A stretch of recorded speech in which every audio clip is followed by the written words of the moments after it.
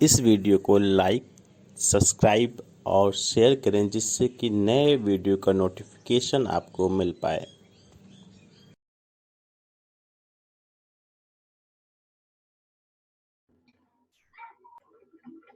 Class जैसा कि आज का हमारा टॉपिक है individualised and group speech teaching. तो इंडिविजुअलाइज अर्थात व्यक्तिगत और समूह वाणी शिक्षण। तो क्लास आज हम इंडिविजुअलाइज और ग्रुप स्पीच टीचिंग के बारे में पढ़ेंगे और इसके मेरिट और डीमेरिट पे भी बात करेंगे और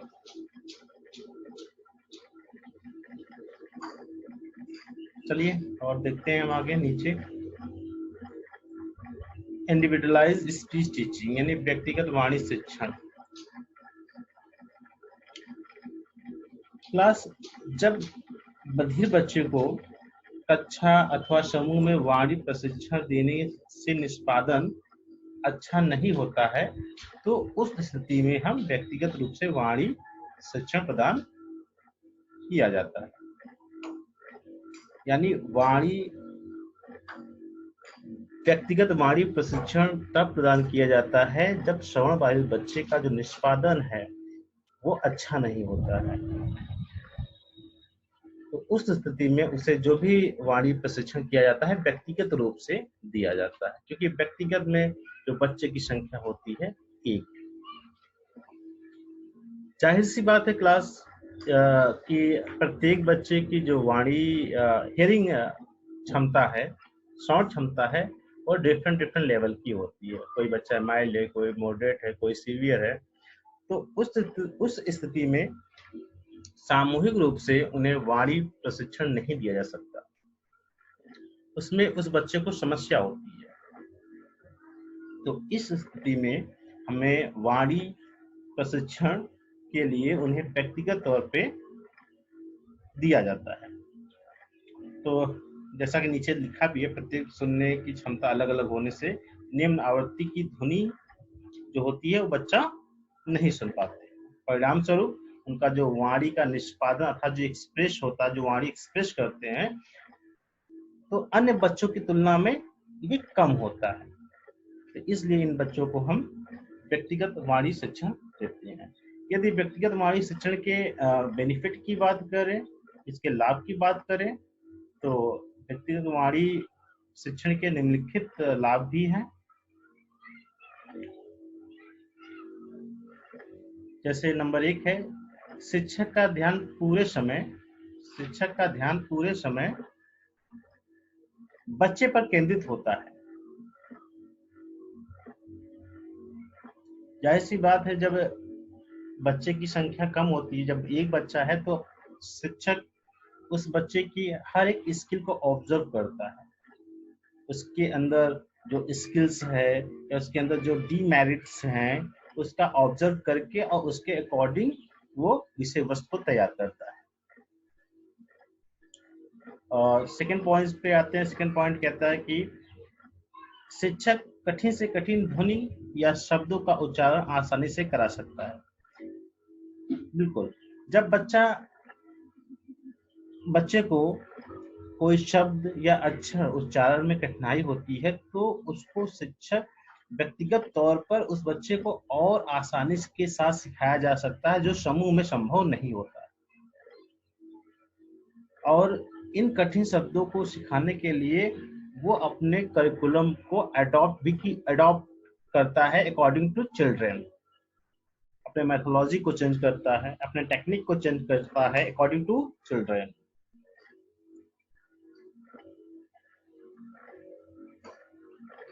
व्यक्तिगत वाणी शिक्षण का परिणाम सदैव अच्छे आते हैं। जाहिर सी बात है, अगर एक बच्चा है उसमें विशेष तौर पर शिक्षक ध्यान दे रहा है तो उसका जो रिजल्ट है अक्सर पॉजिटिव ही आता है, क्योंकि इसमें दोनों का ध्यान केंद्रित होता है। बच्चा भी पूरे समय तक शिक्षक के ऊपर ध्यान केंद्रित रहता है। जाहिर सी बात है, जब क्लास में एक ही बच्चा है, उसी को पढ़ना है और अन्य बच्चे नहीं है, तो उस बच्चे को डिस्टर्बेंस नहीं होगा, उसका ध्यान इधर उधर नहीं जाएगा, उसका ध्यान पूरे अपने शिक्षक पे ही रहेगा, क्योंकि वो जानता है कि जो शिक्षक है उसका ध्यान हमारे ऊपर केंद्रित है, तो हमें फीडबैक देना जरूरी है। 5वें नंबर पे आते हैं, व्यक्तिगत शिक्षण के लिए दी गई फीस का पूरा फायदा बच्चे को मिलता है। बिल्कुल, व्यक्तिगत शिक्षण के लिए जो अभिभावक है उनको अतिरिक्त फीस चुकाना पड़ता है, तो इसका पूरा पूरा बेनिफिट उस बच्चे के परफॉर्मेंस के थ्रू देखा जा सकता है। 6 पॉइंट की बात करें तो शिक्षक एक ही प्रकरण को कई विधियों और रणनीतियों एवं पागमों द्वारा बता सकता है। यानी जब वाणी प्रशिक्षण के दौरान किसी शब्द को उच्चारण करते समय या अक्षर को उच्चारण करते समय बच्चे को किसी भी प्रकार की समस्या आती है, तो अध्यापक उस बच्चे की योग्यता और क्षमता के अनुसार विधियों को चेंज करके और नई नई रणनीतियां बना के और नए नए पद्धति के माध्यम से वो सिखा सकता है आसानी के साथ। एक ही बच्चे को शिक्षण देने में शिक्षक को आसानी होती है। बिल्कुल, यदि एक बच्चा है तो एक बच्चे को शिक्षक आसानी से उसकी मनोप्रवृत्ति को समझ सकता है, उसके अंदर उसके स्किल्स को समझ सकता है, उसकी बौद्धिक क्षमता को समझ सकता है और उसके अनुसार उसको वाणी शिक्षण दे सकता है, जिससे कि उसे आसानी होती है, जो सामूहिक शिक्षा प्रणाली में आसान नहीं होता है एक शिक्षक के लिए। अब इसके अगर हम डिमेरिट की बात करें तो क्लास इसकी सीमाएं कुछ हैं, व्यक्तिगत वाणी शिक्षण की सीमाएं। इसमें क्या होता है क्लास, इसमें जो प्रतिस्पर्धा की भावना कम हो जाता है, क्योंकि एक ही बच्चा रहता है तो कोई प्रतिस्पर्धा नहीं रहती, कोई कंपटीशन नहीं रहता है, जिससे कि वो शिथिल पड़ सकता है, मतलब कि वो रुचि नहीं ले पाएगा संबंधित कंटेंट से, और इसलिए उसका निष्पादन खराब भी हो सकता है। जाहिर सी बात है, क्लास कक्षा में एक बच्चा है, उसी को पढ़ाया जा रहा है और उसका कोई कंपटीशन नहीं है, चलो आज नहीं कल कर लेंगे, थोड़ा डिले करेगा, शिथिल मतलब उसमें उतना उत्सुकता नहीं रहती है। व्यक्तिगत टीचिंग की बात करी जाए तो दूसरे पॉइंट पे आते हैं, इसका जो डीमेरिट है, एक ही बच्चे को पढ़ने से समय का नुकसान होता है। जाहिर सी बात है, अगर हम एक ही बच्चे पे ध्यान देंगे तो हमारा समय बर्बाद होगा, और एक ही बच्चे के साथ में हम अगर कई बच्चों को वाणी प्रशिक्षण दे देते हैं तो हमारे समय की बचत होगी और कई बच्चे से लाभान्वित होंगे। नंबर 3, एक बार में एक ही बच्चे को शिक्षा देने से यह महंगी प्रणाली है, एक तरीके से कह सकते हैं। बिल्कुल जाहिर सी बात है कि अगर हम एक बच्चे पर जो व्यक्तिगत वाणी प्रशिक्षण है, ये एक महंगी प्रणाली है, ये सामान्य जन इस प्रणाली को नहीं अपना सकते हैं, वे अपने बच्चों को इस प्रणाली के माध्यम से वाणी शिक्षण नहीं दे सकते हैं, जिसके कारण समस्या आती है, तो ये सभी के लिए उपयोगी नहीं होती है, तो यह एक महंगी प्रणाली है जो इसकी डिमेरिट है। आगे हम बात करें चौथा नंबर, बच्चे को अकेले में पढ़ने से बच्चा सोचता है कि इस प्रकार की समस्या सिर्फ मुझ में है। बिल्कुल, यदि देखा जाए कि बच्चा और अध्यापक बस दो ही लोग हैं व्यक्तिगत वाणी प्रशिक्षण में, तो बच्चा सोचता क्या हमारे अंदर ही ये डीमेरिट है या ये स्किल नहीं है कि अध्यापक मुझे ही पढ़ा रहा है केवल और बाकी सब बच्चे अच्छे हैं, वो उनकी बौद्धिक क्षमता अच्छी है, हमारा ही खराब है। कहीं ना कहीं ये निगेटिव पॉइंट्स बच्चे के अंदर आ जाते हैं, तो जो व्यक्तिगत टीचिंग की एक डीमेरिट है। और 5th नंबर की बात करें, पूरे समय तक अकेले पढ़ते पढ़ते बच्चा बोर हो जाता है। कहीं ना कहीं जो इंडिविजुअलाइज टीचिंग है, ये कहीं ना कहीं बच्चे में जो इंटरेस्ट होता है पढ़ने का, वो खत्म हो जाता है डे बाय डे, क्योंकि उसको कुछ नया नहीं लगता, बस वही टीचर्स वही बच्चा, वही टीचर्स वही बच्चा। सो एक उसे बोरिंग महसूस होता है, हतोत्साहित हो जाता है। यदि आगे हम बात करें सामूहिक शिक्षा प्रणाली की, तो सामूहिक शिक्षा प्रणाली में या सामूहिक वाणी शिक्षा प्रणाली में तो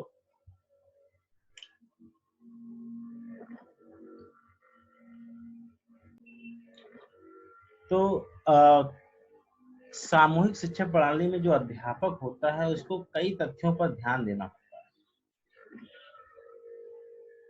क्योंकि जो सामूहिक शिक्षा प्रणाली होती है उसमें क्या होता है कि उसमें एक से अधिक बच्चों का समूह होता है, और उस समूह में जो बच्चे होते हैं वो डिफरेंट हेयरिंग लेवल के होते हैं, माइल्ड, मॉडरेट, सीवियर।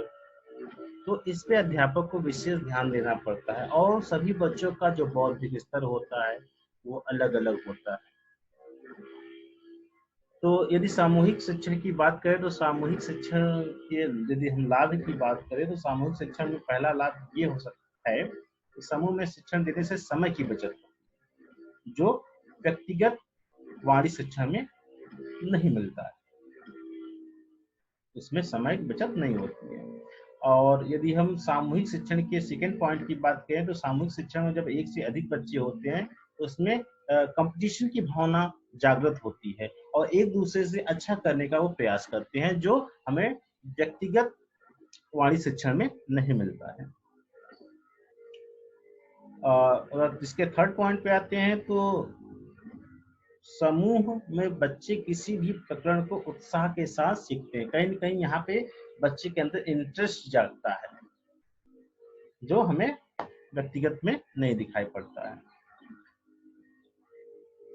और समूह में शिक्षा देने से बच्चे में आर्थिक बोझ कम हो जाता है। जाहिर सी बात है, जो सामूहिक शिक्षा प्रणाली है उसमें जो अभिभावक हैं उनको आर्थिक बोझ ज़्यादा नहीं उठाना पड़ता है।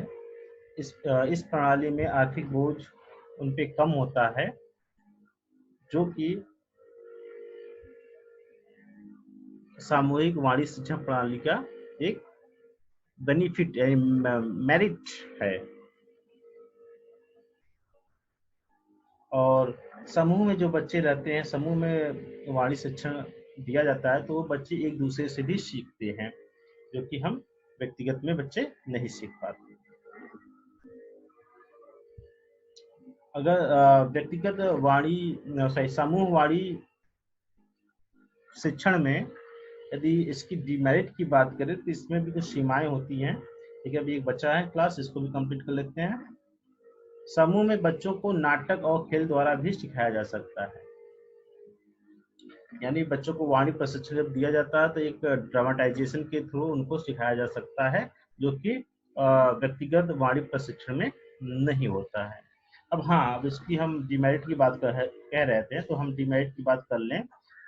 समूह वाणी शिक्षण की सीमाएं, तो इसकी पहली सीमा ये है, क्लास की सभी बच्चों को श्रवण क्षमता एक जैसी न होने से सीखने में कठिनाई होती है। जाहिर सी बात है कि इसमें अध्यापक सभी बच्चों के बारे में उतनी गहनता से नहीं जान पाता कि किस बच्चे के कौन से शब्द को आर्टिकुलेट करने में, उच्चारण करने में समस्या आ रही है, कौन से अक्षर को उच्चारण करने में समस्या आ रही है। इसके सेकंड पॉइंट की बात करें तो समूह के सभी बच्चों को वाणी एवं भाषा विकास की जानकारी शिक्षक को न होने से वाणी का निष्पादन अच्छा नहीं होता है।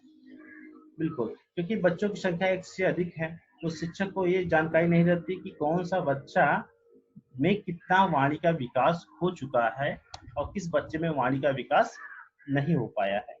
तो जिससे कि जिन बच्चों में वाणी का विकास नहीं हो पाया है, कम है, तो समूह में जो उनका निष्पादन अच्छा नहीं होता है, वो अभिव्यक्ति सही तरीके से नहीं कर पाते और इसका बेनिफिट वो नहीं उठा पाते हैं, कमजोर बच्चे। तो तीसरे पॉइंट पे आते हैं, और सामूहिक शिक्षण में एक और चीज है, क्लास की जो बच्चे का जो ध्यान होता है वो भंग हो जाता है, अर्थात उनका ध्यान केंद्रित नहीं होता है, विकेंद्रीकृत हो जाता है, क्योंकि एक से अधिक बच्चे क्लास में पढ़ रहे हैं तो कोई ना कोई एक्टिविटी के माध्यम से बच्चा उतना ज़्यादा कंटेंट पे ध्यान नहीं दे पाता जितना कि वो व्यक्तिगत टीचिंग में देता है। और नेक्स्ट है क्लास 4 में सभी बच्चों के वाणी एवं भाषा के विकास का आधार सामान्य न होने से सीखने में कठिनाई हो सकती है। जैसा कि मैंने बताया था कि सभी बच्चों की जो श्रवण क्षमता होती है अलग अलग होती है, ठीक उसी प्रकार से जो वाणी है, स्पीच और लैंग्वेज का जो डेवलपमेंट भी होता है अलग अलग बच्चों में अलग अलग प्रकार से होता है, जिससे कि समूह में वाणी प्रशिक्षण देना उतना बेनिफिट नहीं हो पाएगा, उतना बेनिफिट बच्चों को नहीं मिल पाता है उसका, जितना कि व्यक्तिगत वाणी प्रशिक्षण में मिलता है। तो ये इसका डिमेरिट है। यदि 5th नंबर की बात करें, जो शिक्षक होता है, शिक्षक सभी बच्चों पर व्यक्तिगत ध्यान नहीं दे पाता। जाहिर सी बात है, क्लास 30 से 35 मिनट के जो पीरियड्स होते हैं उसमें जो अध्यापक होता है कई एक्टिविटीज उसको करना पड़ता है शिक्षण के दौरान, तो वो सभी बच्चों पर वह एक समय पर व्यक्तिगत तौर पर ध्यान नहीं दे पाता है, जिससे कि बच्चे का जो वाणी निष्पादन है अर्थात जो वाणी प्रोड्यूस करता है, आर्टिकुलेट करता है, वो उतना अच्छा नहीं कर पाता है। क्योंकि कारण क्या है?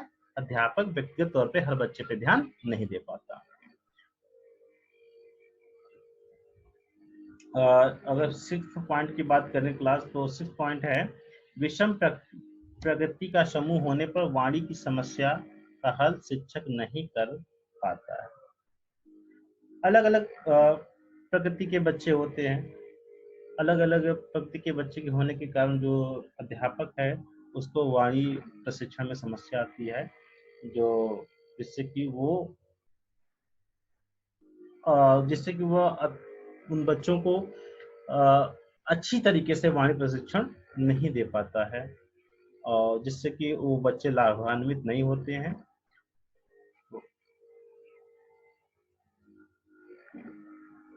या हम क्लास में यूँ कह सकते हैं कि जो बच्चे का प्रकृति है तो अलग अलग होने के कारण प्रत्येक बच्चे में जो बौद्धिक क्षमता है अलग अलग होती है, श्रवण क्षमता अलग अलग होती है। इस वजह से शिक्षक को बच्चों को वाणी प्रशिक्षण देने में कठिनाई का सामना करना पड़ता है, या ये कहें हार्ड नट टू क्रैक। तो आज की क्लास में बस इतना ही। नेक्स्ट क्लास में फिर मैं आपसे मिलता हूँ। मैं चाहूंगा कि इस वीडियो के थ्रू आप नोट्स भी कंप्लीट करते रहिए, और जो भी इस वीडियो में आपको नहीं समझ में आए आप कमेंट कर सकते हो, या लाइव क्लास के दौरान आप हमसे पूछ सकते हो ये क्लास, जिससे कि आपकी समस्या का मैं समाधान कर सकूं। और ठीक है class, have a great day.